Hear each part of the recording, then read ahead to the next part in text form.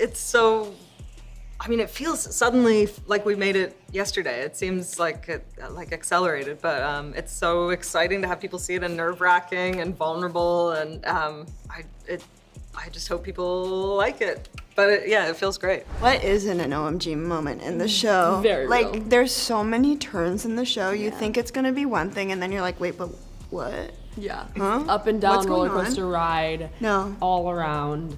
But I think it keeps the audience gripped and like, Yeah. it's a wild show. Yeah. It's I'm fun. on the edge of my seat the entire time watching it, even though I know what happens. My name is Evelyn Wade. I'm the lead youth counselor here at Tall Pines Academy. We use groundbreaking therapeutic techniques to solve the problem of adolescence. The genesis of it stemmed from the troubled teen industry, and being a troubled teen myself in 2003, and I had a best friend who was sent to one of these institutes, like handcuffed in the middle of the night and taken away, and was gone for 2 years. And so I've always been interested in that industry, and in researching it, it's so rife for thriller material, because the origins are all self-help cults in the 70s, and it's just a really unregulated and scary industry. And there's a lot of themes of generational trauma and codependent relationships, and I mean, there's also good themes. I'm like saying all the bad There's themes. beautiful but there's friendship. also like beautiful friendship and finding family in your friendships. Yeah. And I think that's really explored with Abby and Lila's characters, that like we both don't have the most amazing home lives in the show, and we You find especially. and so we find family in each other, and I think that's really special, and I think that a lot of people will be able to relate to that, hopefully. You're my best friend. I'm worried Evelyn has gotten to your head. Who would like to run their anger?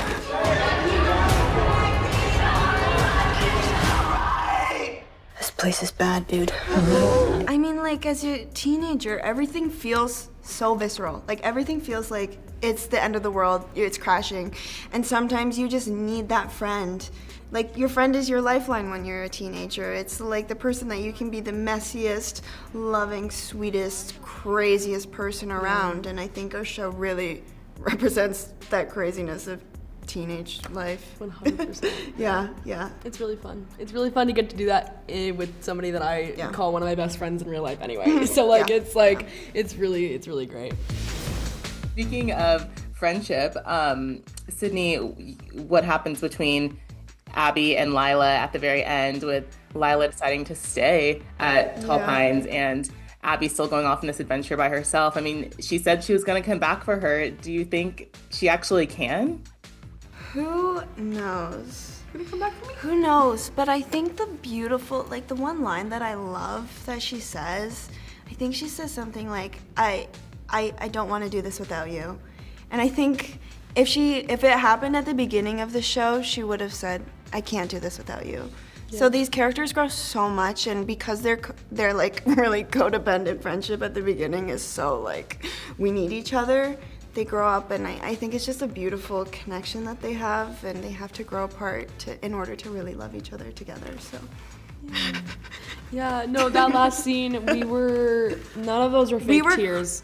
I was like sobbing. In between the scenes, in between the takes, we were still sobbing because it was one of our last days on set, and it was like... It felt so real. It felt so real. Like, she lives in Toronto, I live in Los Angeles, so we were like actually saying goodbye to each other. And so all of those tears were like, we were like, I don't want to do this without you. Like, it was real, and it just made that scene so much more heartbreaking. Eros, our director, was like, there was bubble wrap on the stairs, and I really wanted to pop the bubble wrap. And he was like, all right, if you don't, because he didn't want me to cry, he was like, if you don't cry, then I'll let you pop 40, air bubbles. And I didn't get to pop any air bubbles. Yeah, we were sobbing. I was just sobbing. But I don't want to do this without you. They're gonna do what they did to Stacy, Lila. You won't be the same after that. Exactly. I think the show is incredibly original, and I couldn't believe that it just became even more, just wilder. It just became heightened in a way that makes complete sense for every character, but is like unfathomable. But there's so much in the world at the moment that's unfathomable that's really happening, and it's kind of that vibe, you know, where you just cannot believe it. And yet here it is. It was fun to, we spent 2 days in that water. I think it was more for me. Yes. In this, like, we were promised it was going to be heated. Yeah, it was Those not promises. heated, and it was just like this grimy water, and it was all very gritty and fun. Yeah, and bizarre. No, that's too much!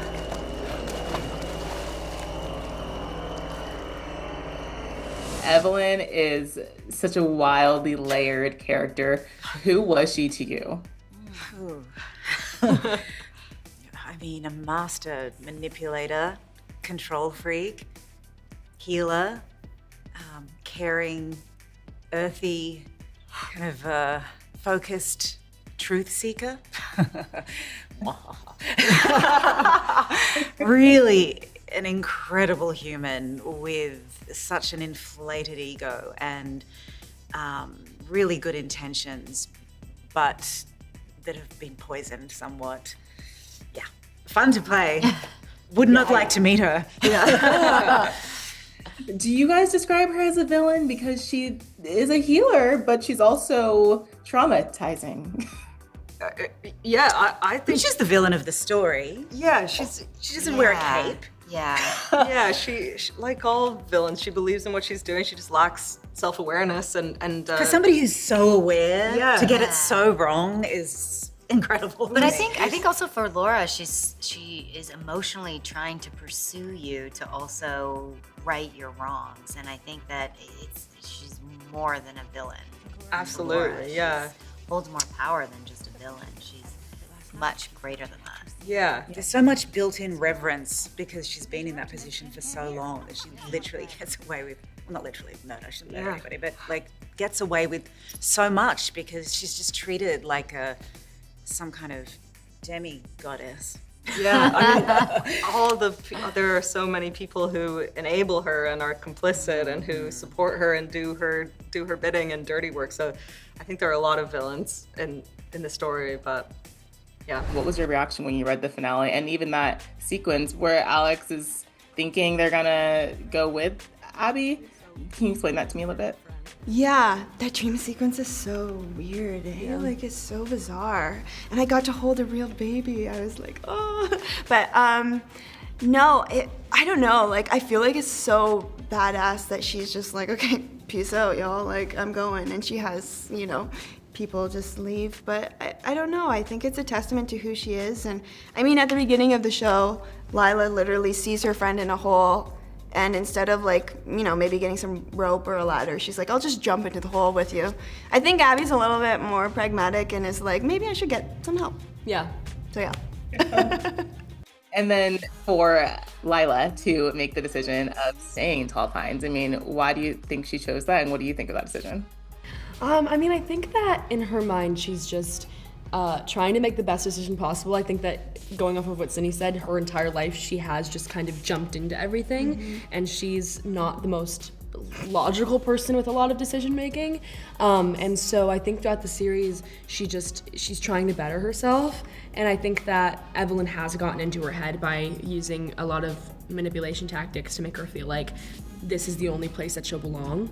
And so I think that when she's making the decision that she wants to stay, I think that she knows she's gonna stay way before they even try to escape. Yeah. I think it's been in her mind a lot for a long time, ever since Evelyn walks her through the flashback in episode 6, and I think it's really sad because she doesn't think she has anywhere to go back to, and she doesn't think that, and she thinks that she's dragging Abby down into her hole with her, and so yeah, it's a really touching moment because she's trying to do the best for herself and for Abby, and that she's just putting herself right back at the beginning. That's so sad. It's depressing. Sorry guys, Netflix should be paying for people's therapy. Yeah. Comes with the subscription, $7.99 a month, and some therapy. Hopefully we can work through it in season 2. Yeah. I don't know. Maybe. Who knows? He'll always protect us. Because that's what you are. A protector. How would you like to see the show continue? Oh, you'd have to ask Netflix. I think there's a lot more story to tell, but it's also, hopefully it works as It does work. It was made with the intention of being a miniseries, but every single person has asked us that, which is very, exciting. It could go on in our eyes. I think so. This show, of course, takes a look at trauma and how we internalize it and how it impacts how we live life going forward. What do you guys ultimately hope that viewers take away from the show? Just how we pass down trauma onto the next generation if we don't learn to deal with it. Intergenerational trauma is fascinating and very real, and I don't think anyone escapes it.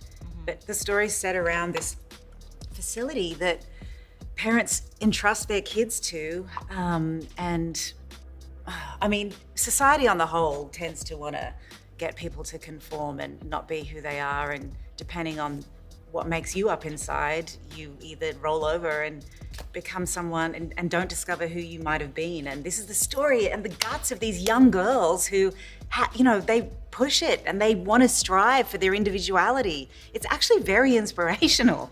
Yeah, I hope people think about, cults are a useful metaphor for, in general, the stuff that how we suppress our critical thinking and our complicit and all of these systems that govern the world that we know inside that, that human nature is good deep down, I think, and that we know we all want love and to give love, and for some reason that is not reflected in the society that we live in, and so it's, I hope it takes a brave person to question everything. I think you're brave to tell this story. Mae has such a sense of self-awareness, and you've obviously done so much work on yourself, and so I think there is a real element of exciting truth in this show about everyone's birthright to be who they are, who they feel they are. I gotta let you guys go, but before I go, I of course have to celebrate you, Alyvia, and your sister for the amazing year you guys were having between this show. Isn't it incredible?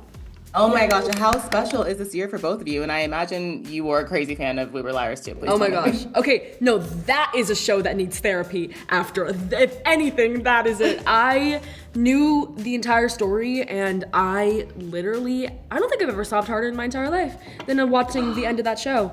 I'm not gonna spoil it because I would never spoil that show for anybody because it's too special. But yeah, I'm so insanely proud of her and the rest of that cast. I'm so excited for the future of that show as well. It's so incredible. So yeah, it's been an amazing year. So much to celebrate, so much therapy to be had. We thank you all for it.